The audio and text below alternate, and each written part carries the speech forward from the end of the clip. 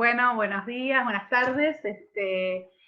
Hoy es 11 de junio del 2020, estamos en esta reunión que estamos realizando, esta especie de encuentro, una reunión propiciada desde el CPAC Brown. El CPAC es un centro de producción artística y cultural que contiene dentro de sí un profesorado de teatro, y en el marco de la materia del espacio curricular práctica docente 1 y 2, tuvimos la idea de convocar a diferentes referentes para conversar y reflexionar sobre la educación teatral en distintos ámbitos, en distintos formatos y en modalidades, niveles.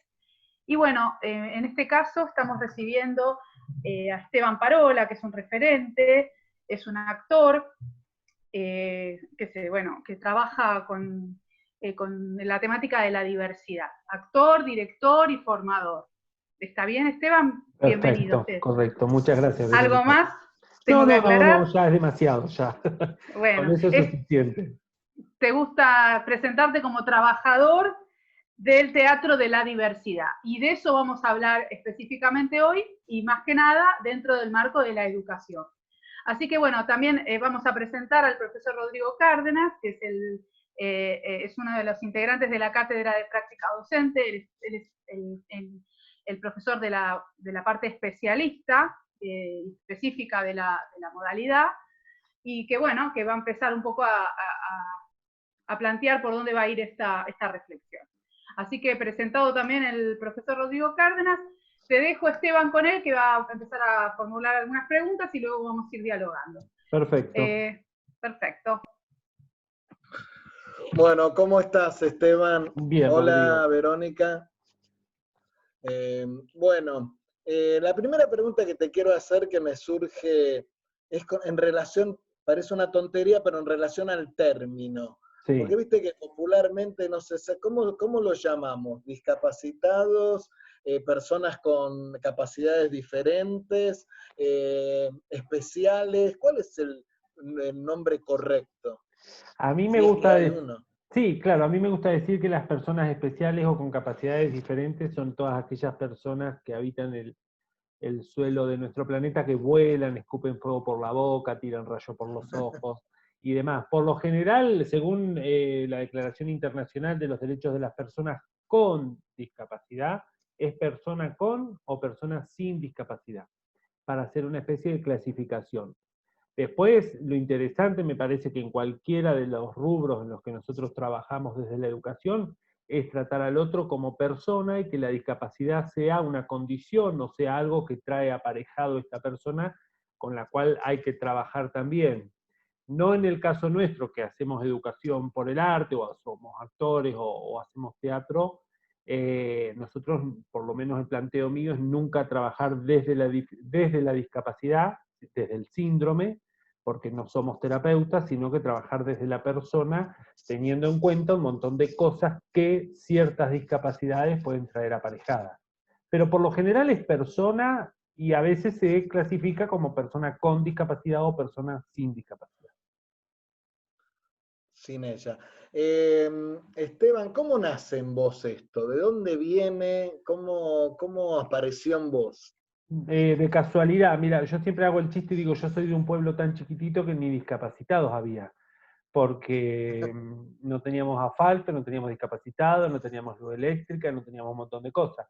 En el año 2002, hacía 3 años que vivía allá en Buenos Aires, la escucho por Radio Nacional a Ana María Yunta contar que le habían entrado a robar a su institución. Ella tenía una institución que eran los talleres de arte para la vida, todos en Yunta, donde utilizaba el arte como una herramienta de potencialidad y de potencializar a las personas, que le habían entrado a robar y que pedía colaboración. Yo en ese momento estaba haciendo un unipersonal que se llamaba Preguntas Inocentes, Respuestas Violentas, que contaba la historia del nieto de un represor que había vivido otra historia y que él se movía por el mundo creyendo otra historia ajena a la que todos conocemos.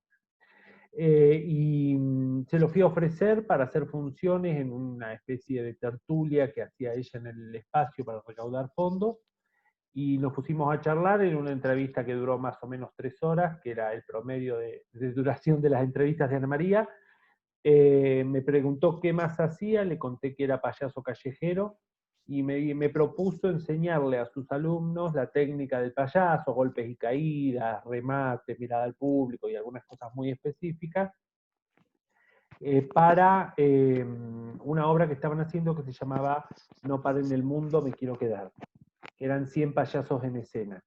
Y ahí le dije, mirá, digo, yo no tengo problemas de enseñarte la técnica del payaso, digo, pero yo de discapacidad no sé nada. Me dice, no te preocupes, dice, nosotros vamos a hacer una especie de canje, que vos enseñás la técnica del payaso y yo te enseño a trabajar con personas con discapacidad desde el arte. Y lo que empezó siendo una práctica de campo de 3 meses fueron 14 años que trabajé junto a ella y aprendí todo lo que tiene que ver con esta otra mirada del mundo de la discapacidad, no desde el pobrecito, no desde lo terapéutico, no desde facilitarle al otro, sino acompañar al otro a hacer las cosas. Y utilizando siempre lo que nosotros sabemos hacer, que es el teatro. Pero fue muy de casualidad. Recordamos a la gente, porque por ahí no, pueden googlearla, Ana María Yunta fue una especialista en el tema, además de una gran actriz, digamos. No sé si tengo que agregar algo más de Ana María, pero No, Ana vos me María dirás. sí, creo que fue que dentro de lo que es el arte y la discapacidad fue una gran, no fue la primera, ella siempre decía, no, no soy la primera, siempre hacía referencia a un grupo de Pergamino, que fueron los primeros en hacer lo que se llamaba en ese momento teatro integrado, pero sí fue, creo que por ser conocida y por su forma de ser, fue una gran maestra y fue un semillero de un montón de personas, actores, artistas de otras ramas también, que hoy nos dedicamos a trabajar con el arte como una herramienta de inclusión social y laboral. Esteban, yendo a lo específico, a las clases de teatro, ¿qué diferencias encontrás? ¿Cuáles problemáticas encontrás, por ejemplo, en la literalidad? Digamos, vos le planteás una improvisación a 2 alumnos, se mezclan las cuestiones de ficción y realidad, puede que le pegue de una manera o se sensibilice de una manera que confundiendo la ficción de la realidad, digamos. Sí, sí, sí, pero convengamos que eso no pasa solo en la metía mía. Digo, no, voy a eso. A mí me gusta decir que nosotros cuando empezamos a trabajar en un grupo como docentes tenemos la obligación de observar a la otra persona en la primera etapa del trabajo. Al observar a la otra persona a mí me genera curiosidad sobre esa otra persona que tengo enfrente, y esa curiosidad sobre esa persona que tengo enfrente me genera a mí aprender información. O sea, yo absorbo información de esa otra persona. Una vez que yo conozco a esta otra persona, más o menos, porque al principio tampoco la tenés tan clara con el alumno, vos empezás a proponer cosas. Pero como la mirada no es desde la discapacidad, sino desde la persona, yo con cada actor que tengo adelante tengo que encontrar una estrategia diferente para trabajar. Si yo trabajo con una persona, como para hablar de discapacidad, con esquizofrenia, que puede tener dentro de sus características, en la generalidad, porque tampoco todas las personas con esquizofrenia son iguales, puede haber este no reconocimiento de realidad de ficción. Yo ahí tengo que plantearme consignas muy claras y hablar de, por ejemplo, vamos a jugar a, ahora vamos a hacer de cuenta que, Ajá. vamos a hacer Otelo, que vamos a hacer Casio, y con personas con síndrome de Down, que en la generalidad, siempre hablo de la generalidad, porque en la individualidad esto no sucede.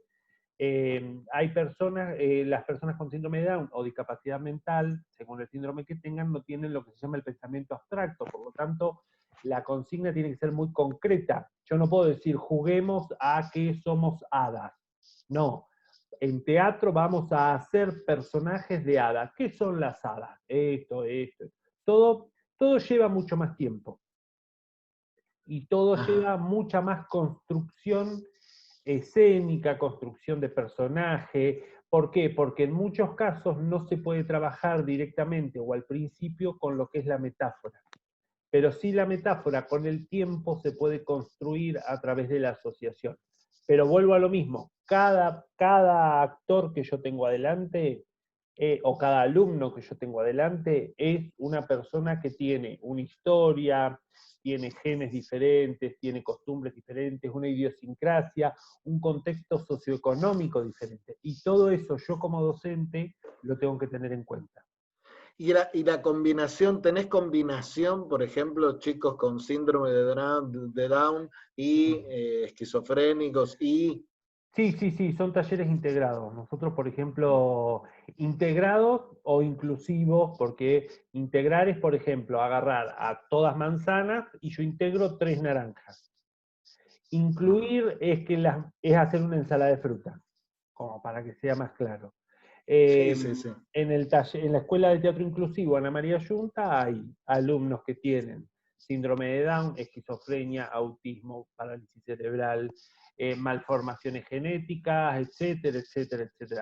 Sí, lo que busques. Siempre digo, cuando te dicen, ¿con qué discapacidades trabajas? Digo, con la que busques, porque en realidad la persona no entra por su capacidad o por su discapacidad, sino que entra a la clase o se acerca a estos espacios por la necesidad de hacer teatro.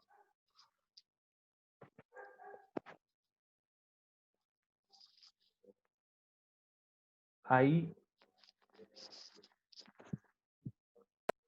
Perdón, me distraje, me tocaba preguntar a mí. Bueno, justamente mi pregunta tenía que ver, la que yo había pensado plantear, tenía que ver con algo que empezó a desarrollar ahora en esta pregunta anterior. Hablamos de inclusión, hablamos de integrar.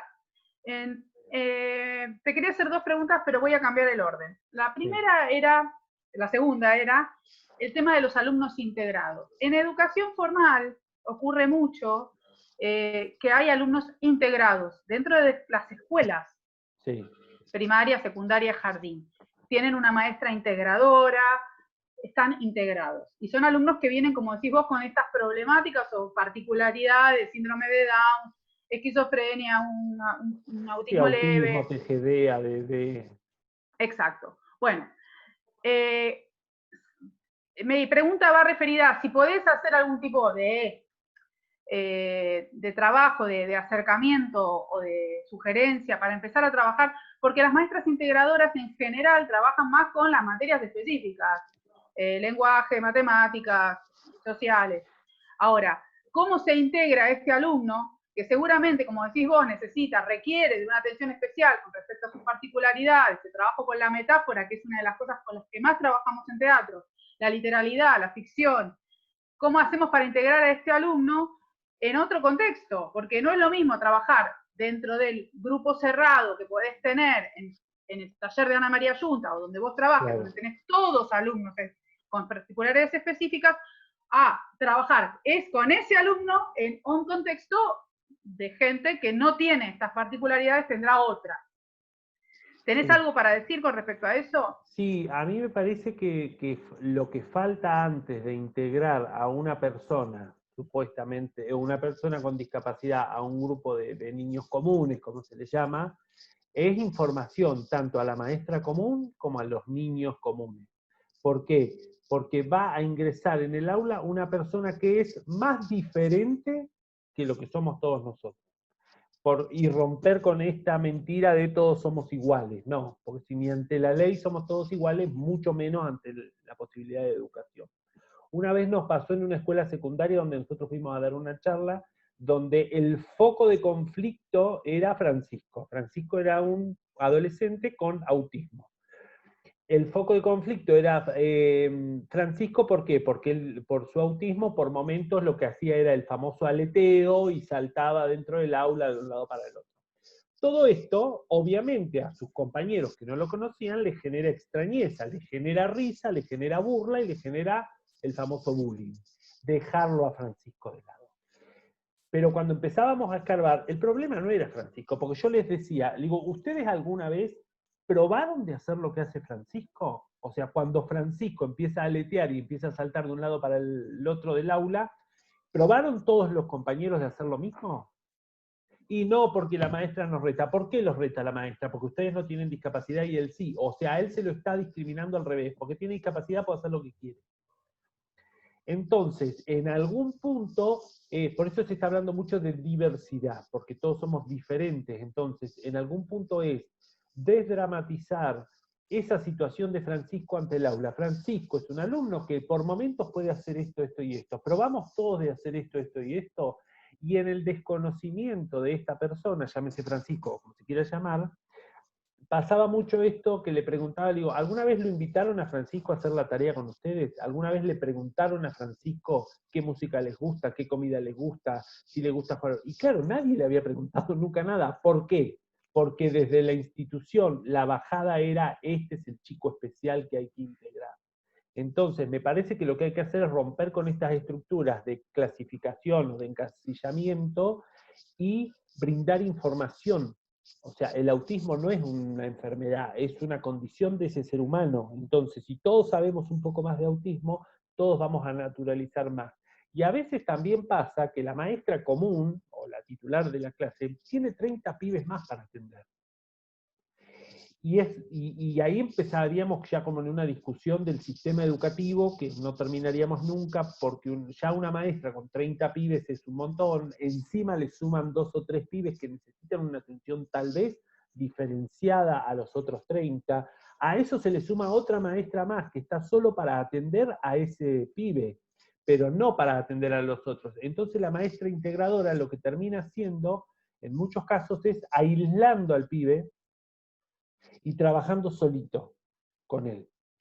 Claro, lo que pasa es que esta problemática se ve mucho más clara en la clase de teatro, porque ese chico en la clase de teatro se tiene que integrar, tiene que trabajar en grupo. Tal vez en otras materias no es tan necesaria el trabajo comunicándose con los compañeros. Claro, pero vos fíjate que en teatro lo que pasa, en teatro toda dinámica de grupo se conforma según los integrantes del grupo. Entonces, ahí es pura responsabilidad del docente para mí. Es generar la dinámica del grupo para que esa persona sea parte del grupo y tenga un rol dentro del grupo. Y nunca dejamos de hablar de teatro. O sea, hablamos de roles, hablamos de dinámica de grupo, hablamos de entrenamiento. Hablamos también de que hay alumnos a los cuales no les gusta teatro. A los cuales el teatro es una materia obligatoria y es una materia a la que hay que ir porque si no te desaprueban. Como me pasaba a mí, yo siempre doy el ejemplo, a mí me pasaba eso en educación física. Yo odiaba educación física. Aborrecía, me hacía certificados por el asma para que me den 45 días sin ir a educación física con tal de no ir. Pero en cuarto y en quinto año de la secundaria tuve un profesor que me integró a la clase de educación física con otro rol. Yo era el que tomaba asistencia, el que alcanzaba las pelotas, el que contabilizaba los partidos, y a mí no me molestaba hacer eso. Pero fue la mirada de ese profesor la que me hizo a mí incluirme en la clase de educación física. Claro, el docente pudo ver cuál era tu espacio de fortaleza, por ahí era el de... Más de organizativo. Sí, y un docente en formación, porque evidentemente había ahí una semilla de docente que podía colaborar con el docente. Claro, entonces, viste, y me parece lo pudo ver. que en teatro, en las escuelas, tenemos que tener esta permeabilidad. Después hay toda una pelea interna institucional porque en muchas instituciones la bajada es a fin de año todos actúan, como si lo único que se hiciese en teatro fuese actuar. O sea, hay un montón de otros roles en teatro que el integrante del grupo puede hacer: vestuario, maquillaje, iluminación, alcanzar el agua, tener la manzana para que salga, agarre la manzana el personaje y vuelva a entrar, porque si no aparece la manzana en Blancanieves, la historia no se cuenta. Entonces es muy importante ese asistente que tiene la manzana. Pero ahí... Por eso ahí entramos en otra, que va, digamos, otro tema que es complejo también, que es el conocimiento que se puede tener dentro del sistema educativo, y por eso es tan importante la formación que estamos dando nosotros en un profesorado de teatro, de entender lo que es el lenguaje teatral. Claro. Porque durante muchos años lo que se entendió como la clase de teatro era la clase de formación de actores, entre comillas, armemos, que actúen todos. Y el que tira esa línea de que actúen todos, evidentemente no entiende lo que es el teatro, no entiende que hay una dramaturgia, una iluminación, una escenografía, un apuntador, vestuario, un montón de cosas que tienen que suceder y sostener eso, y que es parte del teatro también. Entonces, claro, mi pregunta también que quería hacerte con respecto a esto es, ¿cómo empezamos a construir esta nueva mirada del teatro desde otro lugar, en las instituciones educativas? Que ya enseñar teatro no es hacer el acto escolar. No, ni el acto escolar, ni esto que decías vos de formar actores. O sea, yo sí pienso que estoy formando actores en una escuela primaria y es más fácil que sepa manejar un kiosco a dar una clase. ¿Por qué? Porque no estoy formando actores. ¿Pero por qué no estoy formando actores? Porque esos individuos que están ahí enfrente mío no están decidiendo ser actores. Yo estoy formando personas, estoy formando individuos. Si mi métier como actor y artista y como profesor de teatro, yo paso a ser una herramienta más o paso a ser un guía más, un acompañador más en la formación de esa persona. Es como cuando llegamos a la etapa de evaluación del teatro en las escuelas. ¿Viste? Cuando te dicen, ¿cómo evaluar teatro? Para mí lo que se evalúa en teatro, yo esto lo aprendí de un profesor de historia de la secundaria. Él nos decía, el primer día de clase, para mí en historia son todos alumnos de 10. Queden ustedes sostenerlo. Y te tiraba el fardo a ti, te matabas por sostener ese 10. Yo hacía lo mismo cuando daba en las escuelas. Decía, para mí, creativamente, en la clase de teatro son todos creativos de 10. Queden ustedes sostenerlo. ¿Y qué se va? O sea, porque ¿cómo te evalúo tu creatividad? ¿Cómo evalúo la de Rodrigo? Si yo no sé de dónde viene cada uno, no sé qué formación o no sé qué estímulo creativo tuvo cada uno en su entorno. Entonces yo los evaluaba, todos tenían 10. ¿Pero qué se evaluaba? Trabajo en grupo, cuidado del compañero, respetar las consignas de si había que aprender algún texto, si había que traer algún trabajo. Entonces, en realidad lo que se trabajaba no era la formación del actor, sino era la formación de individuos en una dinámica grupal, con la individualidad de cada uno, porque tampoco tenemos que hacer fábricas de alumnos que sean todos iguales, que creo que es un poco la falencia que tiene y porque son aprendizajes muy arcaicos, la escuela formal, que todos tienen que ser iguales. No, no todos tienen que ser iguales. En la individualidad de cada una de esas personas que forman un grupo, y yo me agarro mucho de la teoría de las inteligencias múltiples acá para trabajar y para justificar la manera de trabajo. Porque digo, cada uno de esos individuos que yo estoy ayudando a formar, o que yo estoy acompañando en el proceso de formación, tiene una individualidad y tiene un interés. Y por sobre todas las cosas, algo que a veces desde las instituciones nos obligan a hacer a los profesores de teatro es a no permitirle al alumno a ejercer el derecho a la elección. Si el alumno elige no actuar, el alumno no tiene que actuar. Pero no es que no tiene que actuar por un capricho, no tiene que actuar porque no lo está eligiendo. Pero sí, dentro de la dinámica del grupo, tiene que poder hacer o cumplir algún otro rol. Y es parte del teatro. ¿Qué haríamos los actores sin los iluminadores? ¿Qué haríamos los actores sin un director, sin un dramaturgo, sin un vestuarista, sin el que corta las boletas antes de que entremos a hacer función? Todo eso es dinámica de grupo. Sí, perfecto, clarísimo. Y volviendo al tema de las instituciones, ¿encontrás alguna diferencia entre educación formal y no formal al tratamiento que se le da al teatro? Digo, sí. Tanto desde el espacio que se le brinda, desde el tiempo que se le brinda, desde los recursos que se le otorgan, desde las consignas que se dan, los requerimientos, esto que decís del tratamiento arcaico, etcétera. Y en la no formal o en las instituciones privadas de teatro, para ponerle un nombre, o en las escuelas de teatro, hay como una formación muy artística de esa persona que elige venir a tu espacio o elige sumarse a esta educación no formal. En la educación formal sos una materia más. El teatro es una materia más, como es matemática, como es educación física, como es plástica. Y por lo general, ediliciamente en la educación formal, no tenés las condiciones para trabajar, porque no tenés una sala adecuada para dar la clase de teatro, entonces terminás dando teatro un día en el patio, otro día en el comedor, otro día en el aula misma donde los chicos cursan todas las otras materias, entonces vos estás tratando de generar una neutralidad para que se concentren en algo y tenés el abecedario, el mapa de la Argentina, el afiche con la historia de Colón y un montón de estímulos, gente que pasa, gente que va, que viene, te abre la puerta el preceptor para decirte que retiran.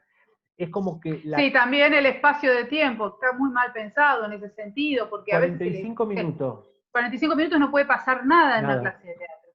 Nada porque tenés 30 alumnos adelante. Entonces, hasta que en algún punto lográs armar una manera de trabajo o que el grupo tenga una dinámica, una disciplina de trabajo, y te agarró fin de año y tenés a la directora diciéndote, ¿y qué vas a hacer para fin de año? Mirá que todos tienen que participar, ponelo, y una cosa también es la educación estatal y gratuita, pública, y otra es la privada. En la privada, los pibes son hijos de clientes, porque los pagan por un servicio. Entonces ahí todos tienen que estar porque papá y mamá se tienen que ir contentos para renovar la cuota. Y pasás a ser medio como el monito de la escuela.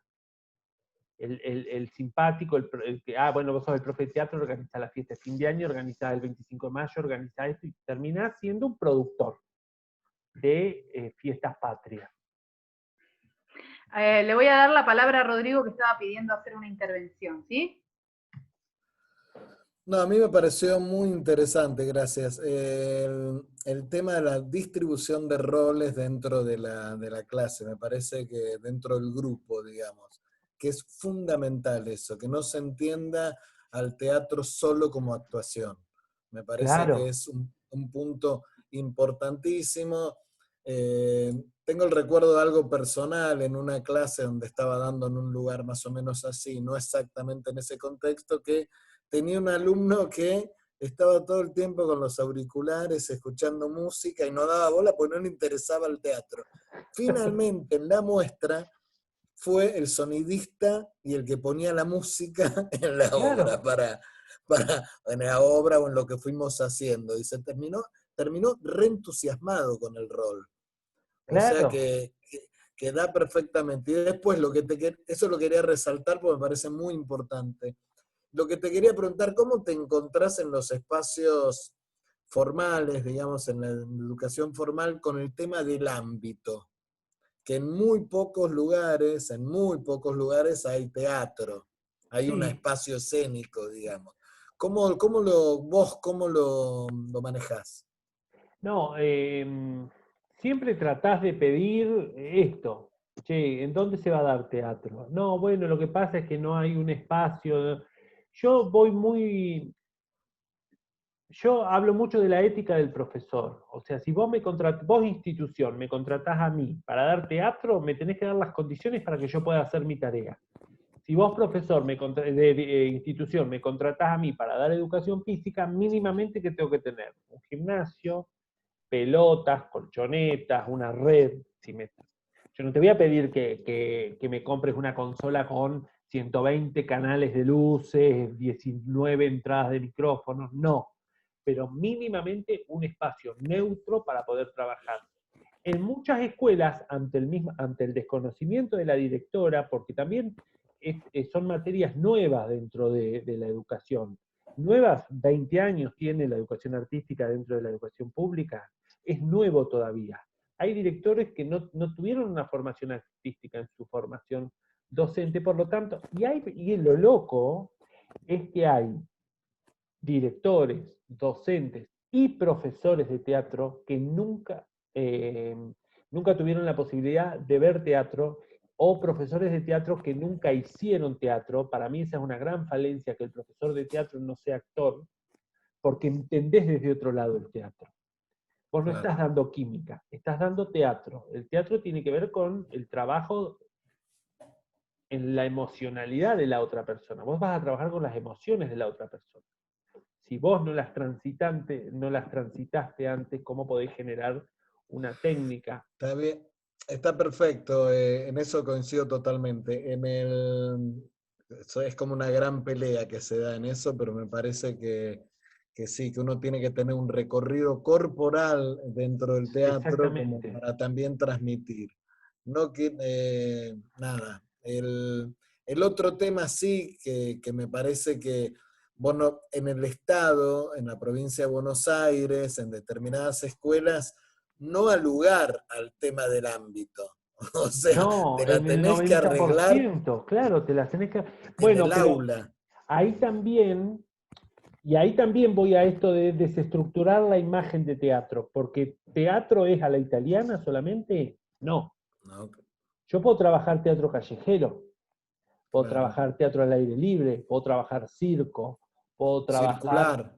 exactamente, y puedo trabajar, por ejemplo, intervenciones artísticas en espacios públicos. O sea, dentro de la, ¿cómo se llama? La planificación, yo puedo proponer un montón de áreas teatrales o de géneros que no tengan que ver con tener que tener sí o sí un espacio a caja italiana y todo negro.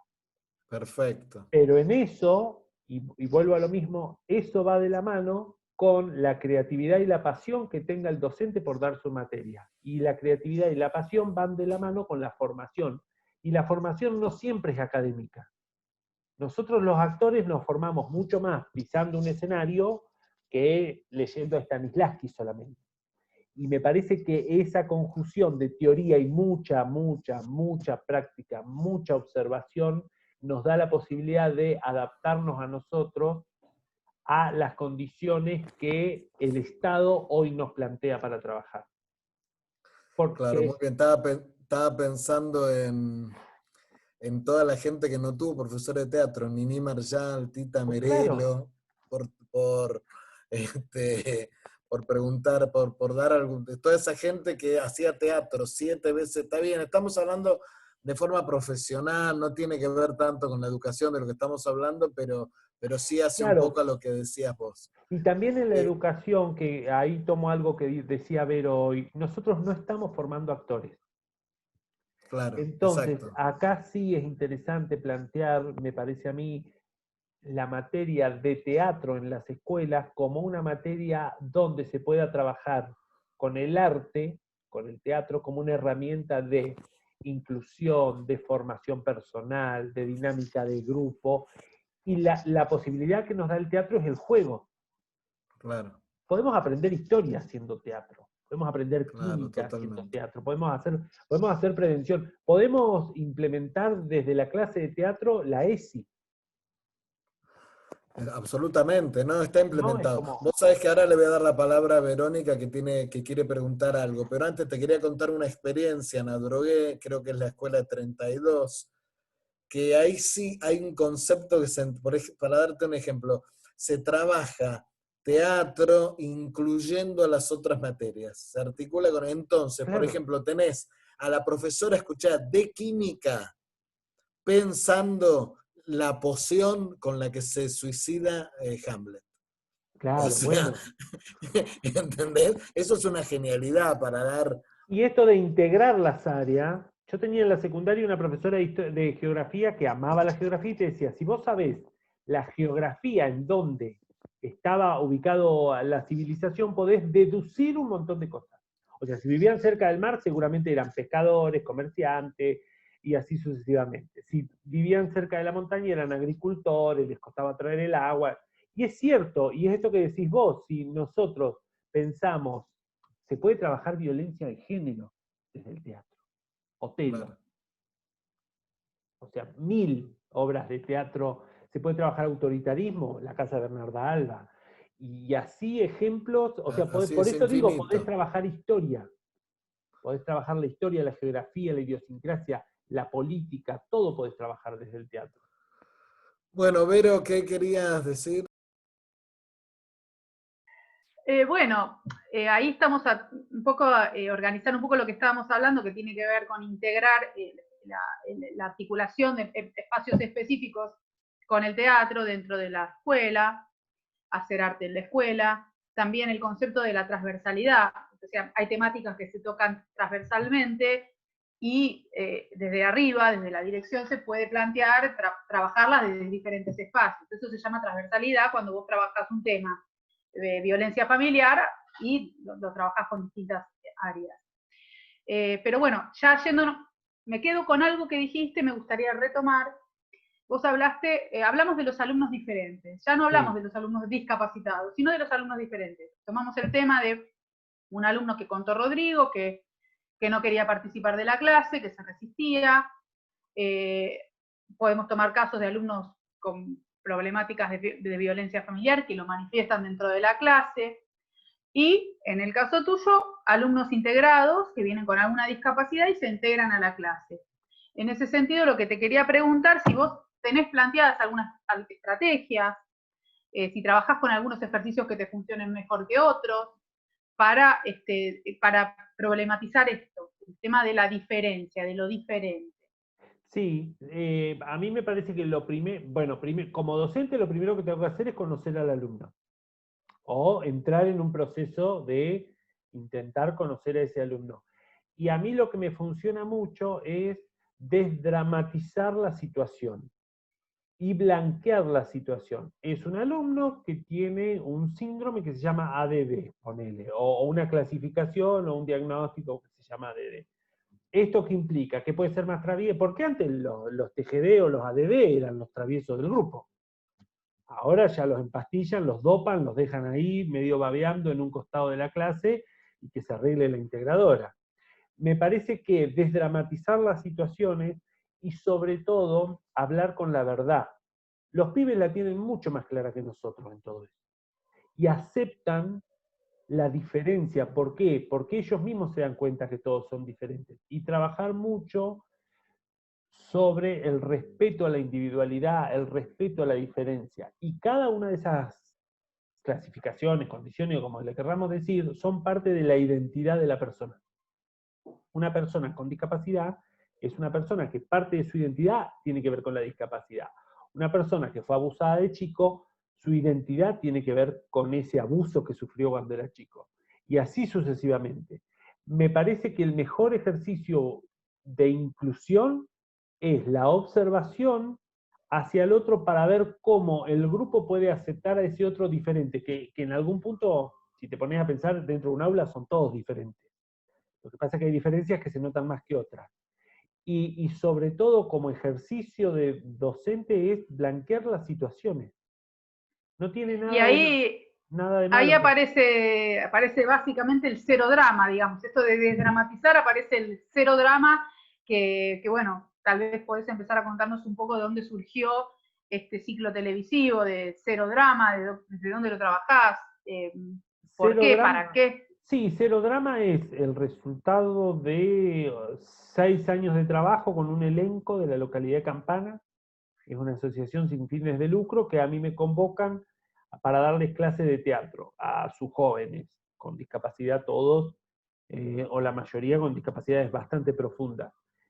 Cuando a mí me convoca esta institución, yo lo que les planteo es que yo no doy clases de teatro, sino que lo que hago es generar cooperativas de trabajo y generar elencos. Entonces es educación no formal. Esa diferencia de no doy clases de teatro a armo elencos, puedo generar la posibilidad a futuro de armar una cooperativa de trabajo y que algunos actores que por su discapacidad no pueden entrar dentro de lo que es el trabajo formal, puedan trabajar como artistas. Primer año, formación de actores, mucha, y ahí sí es formación de actores.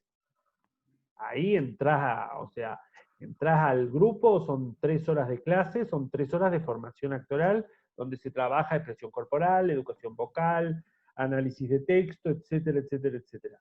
Adaptada a la condición que el grupo te plantea. Después de la primera obra de teatro que se llamaba Historias en el Circo, que era la historia de amor entre una espectadora y el payaso blanco, nosotros quisimos hacer con el elenco un largometraje que se llamaba Pasos y Kilómetros, que no logramos hacer.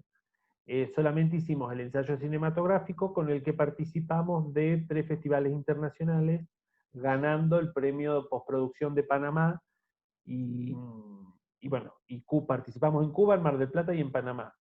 Y ese material yo se lo envío, estoy hablando año 2013. El ministro de Educación era, no me va a salir. Filmus. La Nación. No. Sileoni. Sileoni. Sileoni. Uno de los uno de los, como es, de las personas que ayudan, un colaborador del viceministro, que era Jimmy, Daniel Pico. Yo le mando a Daniel Pico el material de la película y le mando el proyecto de la película. Él me llama al ministerio, me dice que ellos como Ministerio de Educación no pueden financiar cine porque para eso está el Inca, pero que nos proponían hacer un trabajo con Canal Encuentro, con ese elenco y con ese material. Y así nace lo que es Cero Drama, que fue la documentación, fue documentar cómo trabajaba un elenco de actores con discapacidad. En realidad, cómo trabajaba una cooperativa de trabajo de actores con discapacidad. Cero Drama es una serie que sale por Canal Encuentro, o la pueden encontrar actualmente en la página Contar, que es cont.ar, ponen Cero Drama y ahí les aparecen las 2 temporadas. Y También ahí, hay algunos capítulos en YouTube. sí, en YouTube están todos los capítulos. Vos ponés Cero Drama, Canal Encuentro y te van apareciendo. Y ahí nosotros pudimos generar una cooperativa, o sea, ahí pudimos generar trabajo artístico para actores excluidos. O sea, todos estos actores que pertenecían al elenco, para filmar la serie, tuvieron que firmar un contrato con una productora, cobraron a través de la Asociación Argentina de Actores, algunos se afiliaron a la asociación, y lo que generamos fue trabajo no formal. No, miento, trabajo formal para actores excluidos. ¿Y por qué son actores excluidos? Porque según la ley del 4%, son trabajadores excluidos, la ley del 4%, donde el Estado debe generar puestos de trabajo para personas con discapacidad, también es excluyente la ley. Porque a una persona con parálisis cerebral, ¿para qué la vas a contratar? ¿Para apoyarle el mástil de la bandera? ¿Para ponerle unas carpetas arriba? No sirve como laburante, porque su condición física no se lo permite. El Estado no genera trabajo para esas otras personas, y no cumplen con la Declaración Internacional de los Derechos de las Personas con Discapacidad, donde dice, los estados firmantes acuerdan generar puestos laborales o generar las condiciones para que todo habitante del territorio pueda trabajar. Nosotros desde Cero Drama generamos trabajo para esos actores que no entran dentro del sistema, con la idea y con la postura política de que el día que se necesite para una producción cinematográfica o televisiva o teatral un personaje con discapacidad, lo pueda representar un actor que tenga esa condición, pero que se lo considere como actor. Y así tratar de incluir en el marco laboral y comercial al actor con discapacidad. Eso es como todo el recorrido que nosotros hacemos con la serie. Y lo que más me interesa de la serie es que en ningún momento se habla de discapacidad, sino que se habla de teatro. Es una clase de teatro. La puedo tomar yo, la puede tomar ustedes o cualquier otro. De hecho, lo que me pareció más interesante hasta ahora del recorrido de la charla que tuvimos es que se habló mucho más de teatro que de discapacidad.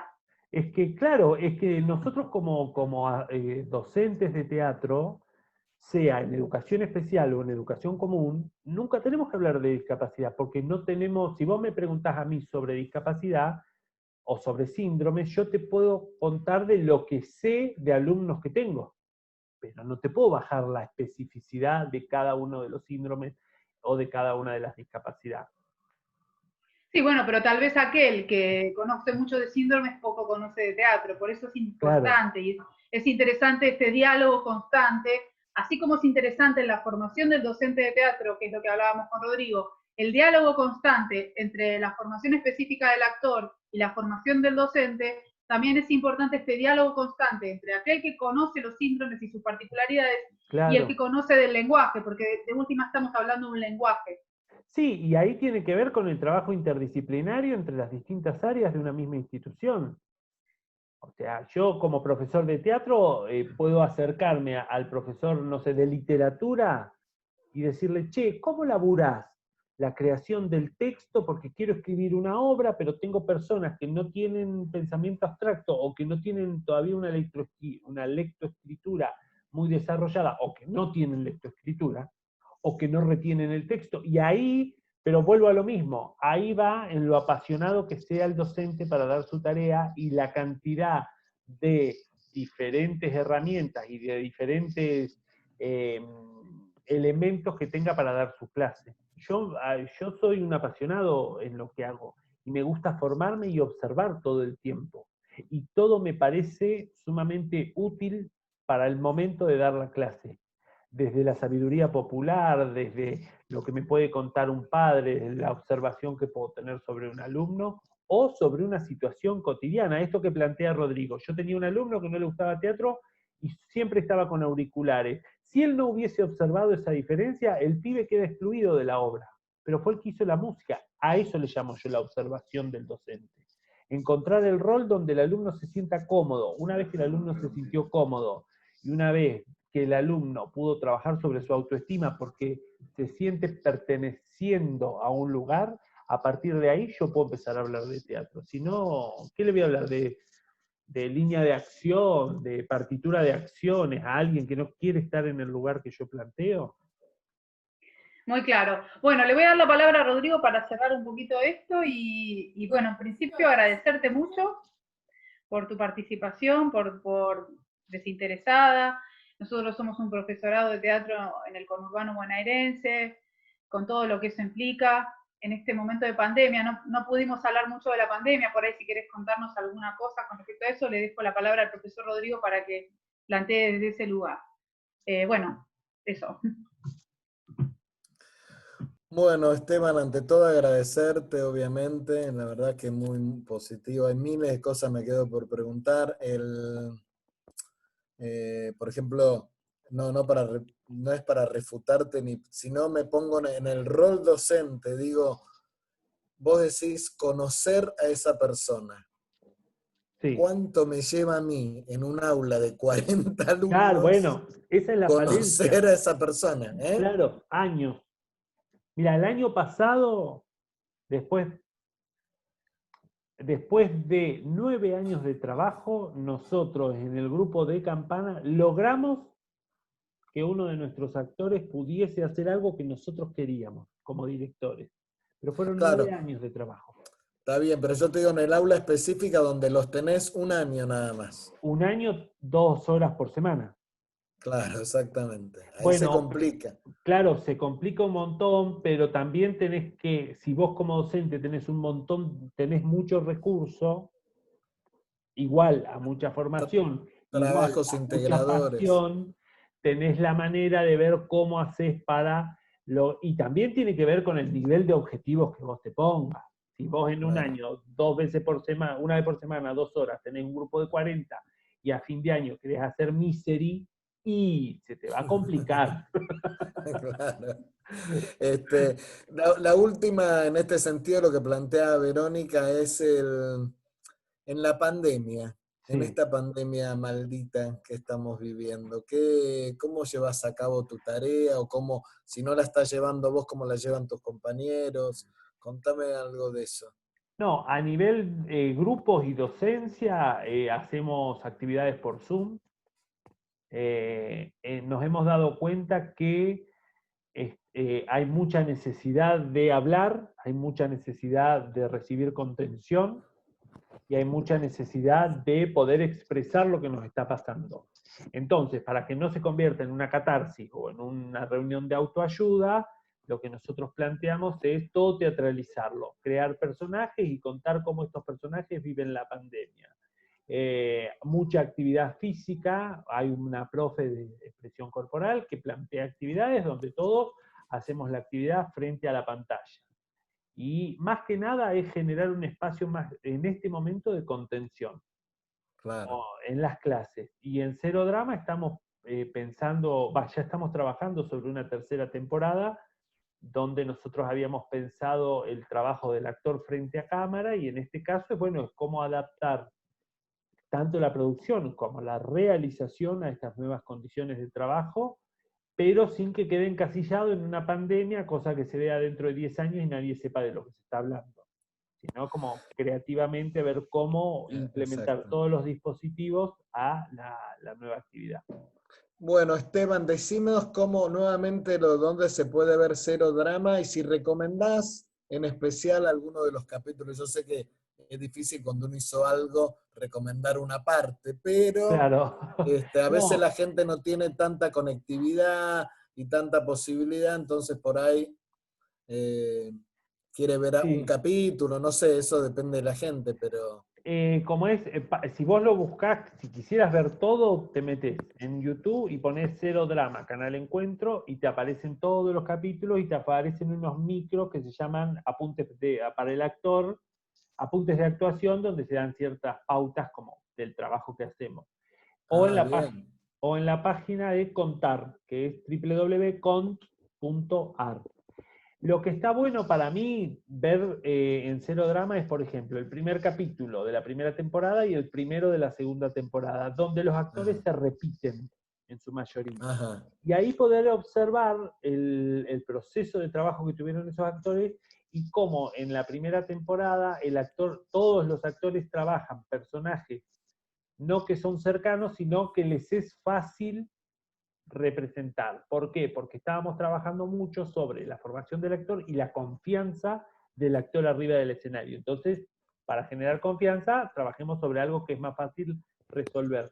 Y en la segunda temporada ya se busca trabajar mucho más sobre la interpretación de los personajes. Pero, por Bien, ejemplo, perfecto. buscar de la primera temporada y que en la segunda se repitan los actores para poder ver la evolución y el proceso de trabajo. Perfecto, y para quienes nos estén mirando, que no tengan por ahí que ver tanto con este tema, pero que les pueda interesar, digamos, ¿cómo se comunican con vos? Por Facebook soy Esteban Parola y en Instagram esteban.parola. Y si no, yo tengo un celular de laburo que es 11 64 86 19 42. A través de WhatsApp yo contesto todo. Ah, sí.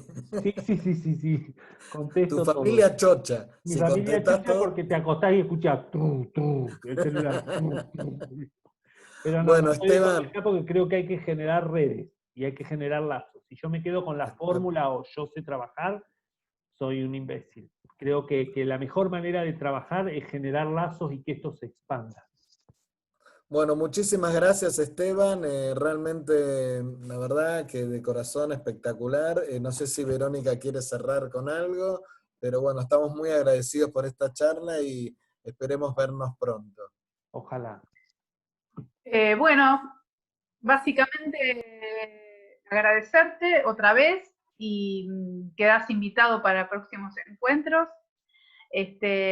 Para nosotros es muy rico y creo que va a ser muy rico todo lo que se va a disparar de las cosas que se dijeron y probablemente volvamos a encontrarnos para hablar otras cosas que surgen de lo que hablamos hoy.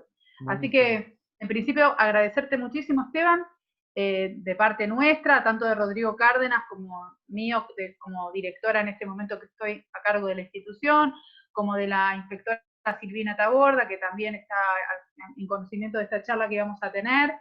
Esto va a circular por todo el distrito seguramente, así que, bueno, quedamos en contactos y van a ser muchos los aportes que seguramente se puedan hacer de todo lo que vos estás atravesando y conociendo, no de ahora por la pandemia solamente, sino por todo el trabajo que viniste haciendo con respecto a educación especial, educación artística, empezar a articular los espacios.